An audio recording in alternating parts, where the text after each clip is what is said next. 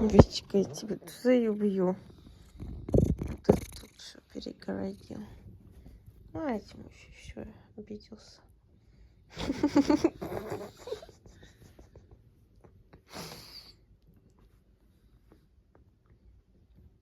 Нормально, и чё все ушли? Вот так вот по мамочке соскучились, говорите.